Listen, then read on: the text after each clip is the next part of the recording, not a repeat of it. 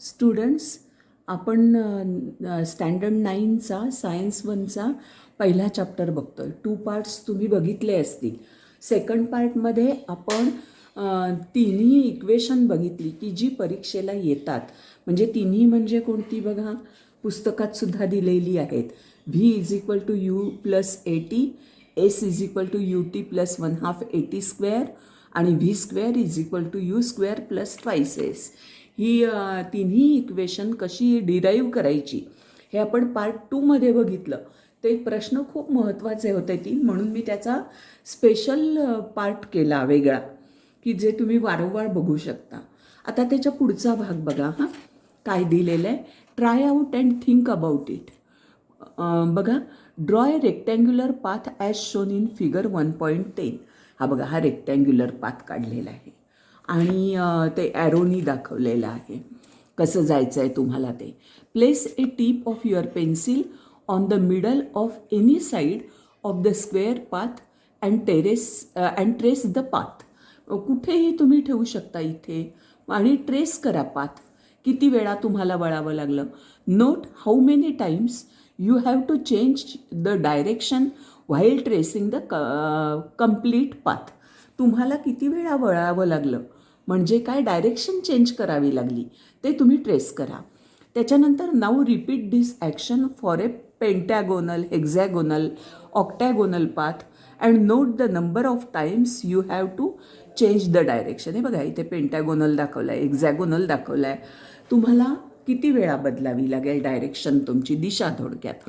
If you increase the number of sides of a polygon and make it infinite, how many times will you have to change the direction. अशा side तुम्ही आता ह्या 6 आहेत, infinite करा, छोट्या छोट्या होत जातील. पण शेवटी असं येईल की एक क्षण की ते वर्तुळच होऊन जाईल जर ह्या साईड छोट्या छोट्या करत तुम्ही बदलत गेलात तर. What will be the shape of the path. तेच म्हटलं की वर्तुळ होऊन जाईल, ते सर्कल होऊन जाईल. धिस शोज दॅट, म्हणजे इथे त्यांनी फक्त 4 साईड्स, 5 साईड्स, 6 साईड, 7, 8, 9, 10 इन्फिनाईटपर्यंत करा. This shows that as we increase the number of sides we have to keep changing direction more and more times, and when we increase the number of sides to infinity the polygon becomes a circle. तेच म्हटलं ना तुम्हाला की ते circle होऊन जाईल तुम्ही जशा साईड्स वाढाल तशा. when an object is moving with a constant speed along a circular path, the change in the velocity is only due to change in direction. Velocity का चेंज होते, तुम्ही स्पीड नाही चेंज केले का, फक्त डायरेक्शन चेंज केलेली आहे. आणि डायरेक्शन चेंज केल्यामुळे व्हेलॉसिटी चेंज होते. कारण व्हेलॉसिटी ही व्हेक्टर क्वांटिटी आहे. आधीच्या तुम्हाला पार्ट फर्स्टमध्ये मी सांगितलं आहे कोणत्या व्हेक्टर आहेत, कोणत्या स्केलर आहेत. व्हेक्टर क्वांटिटीमध्ये डायरेक्शन आवश्यक आहे. त्यामुळे डायरेक्शन बदललं आणि म्हणून दरवेळेला तुम्हाला व्हेलॉसिटी बदलते. Hence it is accelerated motion. Acceleration कारण का, व्हेलॉसिटी चेंज झाली म्हणून ॲक्सिलरेशन झालं. When an object moves with constant speed along a circular path, the motion is called uniform circular motion. This is the definition you have to learn. When an object moves with constant speed, मी इथे खूण करून ठेवते, constant speed along with a circular path, the motion is called uniform circular motion. आणि example बघा काय दिलं, the motion of a stone in a sling or that of any point on a bicycle wheel when they are in uniform motion. सायकलचं चाक फिरतं ते circular मोशनमध्ये असं त्यांनी सांगितलेलं आहे. Find out more examples of circular motion in a day to day life. तुम्ही दैनंदिन जीवनातलं फॅनचं उदाहरण सांगू शकता की तो फॅन फिरतो तो सर्क्युलर मोशनमध्ये फिरतो. अजूनही मशीन तुम्ही पाहिलं आहे का, शिवण करतात ते मशीन, शिवणगाचं मशीन, ते चाक फिरतं ते सर्क्युलर मोशन आहे. युनिफॉर्म नाही मी म्हटलं आहे, सर्क्युलर मोशन फक्त म्हटलं. कारण मशीनचं कसं असतं, तुम्ही जसं त्याला स्पीड द्याल तसं, त्यामुळे तो युनिफॉर्म नाही आहे, फक्त सर्क्युलर मोशन सांगितलं. Determining the direction of velocity in uniform circular motion. आता बघा, take a circular disc and put a 5 rupee coin on at a point along its edge. हे बघा, ही सर्क्युलर डिस्क ठेवली आणि हा कॉईन ठेवलेला होता त्याच्यावर. Make it move around its axis by putting a pin through it. When the disc is moved at higher speed, the coin will be thrown off as shown in figure 1.11. हे बघा, हे coin throne झालेलं आहे जेव्हा speed दिला तेव्हा. Note the direction in which it is thrown off. Repeat the action placing the coin at different points along the edges of the circle and observe the direction in which the coin is thrown off. प्रत्येक वेळी coil फिरवा आणि coin त्याच्यावर ठेवा. कुठे उडतं ते बघा. ते कॉईन बाहेर पडतं, पण ते कसं दिशा बदलली की ते कॉईन पण आपली स्वतःची प्लेस बदलतं, हे ऑब्झर्व करा. आणि त्यांनी ह्याच्यातून कन्क्ल्युजन काय काढायला सांगितलं आहे बघा. The coin will be thrown off in the direction of a tangent which is perpendicular to the radius of disc. तो कुठे जाईल कॉईन? टँजंटमध्ये. आता हे आहे की नाही, हा टँजंट म्हणजे ह्या सर्क्युलरला हा इथून काढलात तर तो टँजंट असेल. हा बघा, हा इथून काढलात ना तर तो टँजंट असेल. आणि तो टँजंट डायरेक्शनमध्ये म्हणजे परपेंडिक्युलर डायरेक्शनमध्ये ते कॉईन थ्रो ऑफ होईल. Thus the direction in which it gets thrown off depends on its position. ते कुठे आहे कॉईन याच्यावर अवलंबून आहे. At the moment of getting thrown off. It means that as the coin moves along a circular path, the direction of its motion is changing at every point. प्रत्येक वेळी direction change होईल coin throne of होण्याचं. याच्यानंतर दिलेली आहेत solved example. म्हणजे इथे त्यांनी तुम्हाला सर्क्युलर मोशन आणि युनिफॉर्म सर्क्युलर मोशन ह्या दोन कन्सेप्ट सांगितलेल्या आहेत, त्या आपण पाहिल्या. आता सॉल्व्ड एक्झाम्पल्स बघा काय आहेत. Example first, an athlete is running on a circular track. तो ॲथलीट आहे, तो सर्क्युलर गोल फिरतो आहे. He runs a distance of 400 metre in 25 second. एकूण अंतर त्याने किती केलं आहे? 400. आणि किती वेळात? तर 25 second. Before returning to his original position. Original circular फिरतो आहे, तो पुन्हा ओरिजिनल पोझिशनला येणारच. What is his average speed and velocity. आता ॲव्हरेज स्पीड आणि व्हेलॉसिटी विचारलं आहे म्हणून त्याने लिहून घेतलं. गिव्हन काय काय ते लिहून घ्यायचं. टोटल डिस्टन्स ट्रॅव्हल त्याने 400 मीटर. Total displacement 0. कारण बघा, मी पार्ट फर्स्टमध्ये सांगितलेलं आहे सर्क्युलर मोशनमधून तो जातो, पण समजा ए ह्या पॉईंटपासून निघाला, ए ह्या पॉईंटपासून, तर पुन्हा तो अंतर चालून गेला पण ए पॉईंटशीच आला, म्हणजे त्याचं डिस्प्लेसमेंट काहीच होत नाही. म्हणून टोटल डिस्प्लेसमेंट 0. जर एच्या पेक्षा वेगळ्या पॉईंटकडे जात असता तर त्याची डिस्प्लेसमेंट झाली होती. इथे डिस्प्लेसमेंट होत नाही. As he returns to its original position, तेच सांगितलं आहे त्यांनी. Total time 25 second. इथे 25 सेकंद दिले, ते लिहिलं. आता विचारलं आहे काय, तर ॲव्हरेज स्पीड आणि ॲव्हरेज व्हेलॉसिटी हे दोन विचारलेलं आहे, तर त्याच्या पुढे क्वेश्चन मार्क दिला. आता ॲव्हरेज स्पीड, स्पीड म्हटलं की डिस्टन्स डिवायडेड बाय टाईम, मग तेच लिहिलं आहे त्यांनी. Total distance covered divided by total time taken. या दोघांचा भागाकार केला, साधा भागाकार डिवाईड, आणि हे डिवाईड करून ॲन्सर काढलं 16 मीटर पर सेकंद.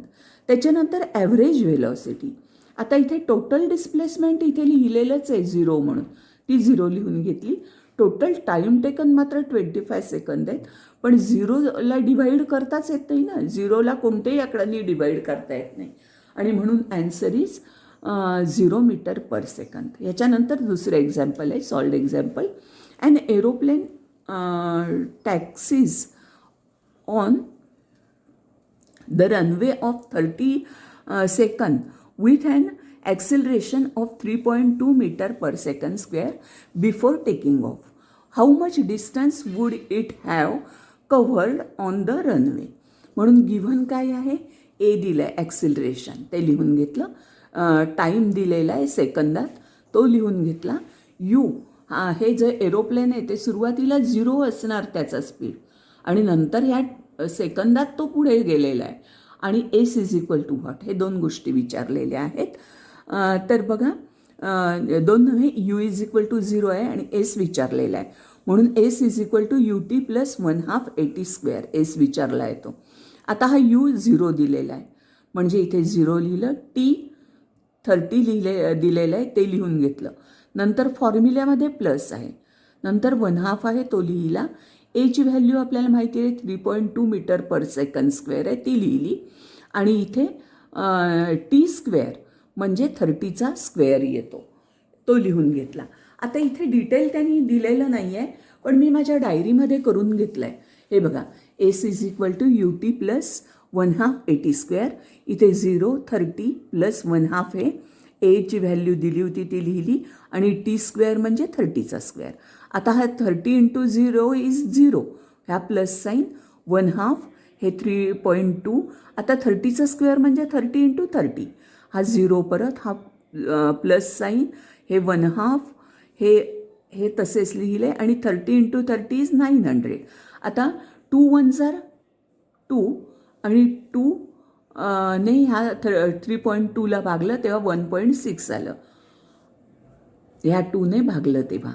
आणि मग या दोघांचा गुणाकार केला 1.6 इंटू 900. हे बघा 1.6 इंटू 900 हे 0 आहे ते तसंच लिहून घेतलं. तेव्हा मल्टिप्लिकेशन आलं 1440.0. कारण इथे बघा हा पॉईंट आहे ना, तो आपल्याला हा पॉईंट कधी आहे, एक अंकाच्या आधी आहे, अंक एकच आहे, तसा हा अंक त्याच्या आधी पॉईंट दिला आणि हे आलं मीटरमध्ये एसची व्हॅल्यू आली. आता ह्याच्यात बघा पुढचं एक्झाम्पल काय दिलेलं आहे. Example 3, a kangaroo can jump 2.5 metre vertically. तो उडी मारतोय 2.5 मीटर एका वेळी. What must be the initial velocity of the kangaroo. बघा, इनिशियल व्हेलॉसिटी विचारलेली आहे, म्हणजे यू विचारलेला आहे. इथे फायनल व्हेलॉसिटी व्हीनी दाखवतो आपण. ए इथे 9.8 metre per second square. S is equal to 2.5, तो एका वेळी तेवढी उडी मारतो आणि म्हणून 2.5 metre. V is equal to 0, कारण उडी मारून झाली की तो थांबणार, म्हणजे त्याचा फायनल व्हेलॉसिटी 0 आली. यू मात्र त्याने सुरुवात केलेली आहे उडी मारायला, ती आपल्याला काढावी लागेल. म्हणजेच v square is equal to u square plus twice s, हा फॉर्म्युला. आता व्हीची व्हॅल्यू 0 आहे, त्यामुळे 0चा square is equal to u square, तो काढायचा आहे आपल्याला, प्लस 2 इंटू हे -9.8 का घेतलं आहे ते त्यांनी लिहिलेलं आहे बघा. Negative sign is used as acceleration is in the direction opposite to that of velocity. Velocity ज्या बाजूनी आहे त्याच दिशेत नाही आहे ॲक्सिलरेशन हे, कारण हे पृथ्वीकडे आकर्षिला जाणारा पदार्थ आहे, त्याच डायरेक्शनमध्ये नाही आहे आणि म्हणून मायनस त्याला साईन दिलेली आहे. आता बघा, हा व्ही स्क्वेअर हा 0च आहे, यू स्क्वेअर आपल्याला माहिती नाही आणि ह्या सगळ्याची व्हॅल्यू त्यांनी डायरेक्ट 49 दिली. पण मी इथे काढलेली आहे बघा 49 कशी आली. हा यू स्क्वेअर लिहून घेतला, 2 इंटू -9.8 इंटू 2.5, बरोबर. मग काय केलं, हे 2.5 इंटू 2 म्हणजेच बघा 2.5 इंटू 2 म्हणजेच 5.0, 25 दुणे 50, दशांश चिन्हानंतर एक अंक, म्हणून आपण ह्या दशांश चिन्हानंतर एक अंक ठेवला, म्हणजेच हा 5 झाला. इंटू हा आहे -9.8. आता ह्या दोघांचा गुणाकार 49 आला. हा 9.8 इंटू 5 ह्याचा गुणाकार आपला 49.0 येतो आहे. हा पॉईंट का, तर पुन्हा एकदा दशांश चिन्हानंतर एक अंक, मग दशांश चिन्हानंतर एक अंक ठेवला आपण, म्हणजेच 49.0 केले. म्हणजेच 0 is equal to u square minus, हा मायनस आहे इथे, -49.0 आले. आता हा यू स्क्वेअर या बाजूला नेला, मायनस यू स्क्वेअर झाला, इज इक्वल टू -49 झाला. दोन्हीकडची मायनस साईन काढली, u square is equal to 49, ह्याचं रूट काढलं यू आणि ह्याचं रूट काढलं 7 मीटर पर सेकंद. तर हे होतं थर्ड एक्झाम्पल. आता फोर्थ एक्झाम्पल बघा. A motor boat starts from rest and moves with uniform acceleration. If it attains the velocity of 15 meter per second in 5 seconds, calculate the acceleration and the distance travel in that time. म्हणून initial velocity 0 सुरुवात म्हणजे व्हेलॉसिटीला झालेलीच नाही आहे. Final velocity त्यांनी दिलेली आहे. बघा, velocity if it attains the velocity of 15 metre per second, म्हणजे फायनल व्हेलॉसिटी ही आहे. टाईम आहे 5 सेकंद. ॲक्सिलरेशन विचारलेलं आहे बघा, acceleration calculate acceleration and distance travel म्हणजे एस पण विचारलेला आहे त्यांनी. पण पहिल्यांदा त्यांनी ए काढून दाखवलेला आहे. A is equal to v minus u divided by t हा फॉर्म्युला आहे. पार्ट फर्स्टमध्ये हा झालेला आहे. इज इक्वल टू हा व्ही दिलेला आहे 15 तो लिहून घेतला, मायनस यू दिलेला आहे 0 डिवायडेड बाय 5 हा टीची व्हॅल्यू 5 आहे ती लिहिली. म्हणजे 5 1s are 5, 5 3s are 15, so 3 metre per second is a. आता ह्याच्या पुढचा एक्झाम्पल बघा, वेगळ्या पानावर आहे आणि मी वेगळ्या ठिकाणी लिहून पण घेतलं आहे ते. तर ते a is equal to 3 metre per second square तुमचं आलं होतं मग आजपर्यंत. आता आपल्याला विचारलेलं आहे s is equal to what. So s is equal to u t plus 1/2 AT square हा फॉर्म्युला. 0 यू सुरुवातीचा वेग 0 आहे इंटू 5 प्लस 1/2 हा ए आपण कॅल्क्युलेट केला होता 3 तो लिहून घेतला आणि टी स्क्वेअर म्हणजे 5चा स्क्वेअर. म्हणजेच हे 0 झालं. 5 इंटू 0 इज 0, हा 1/2 हा 3, 5चा स्क्वेअर इज 25.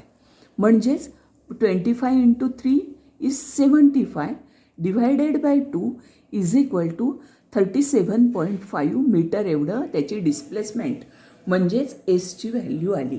इथं ही सॉल्ड एक्झाम्पल्स संपतात.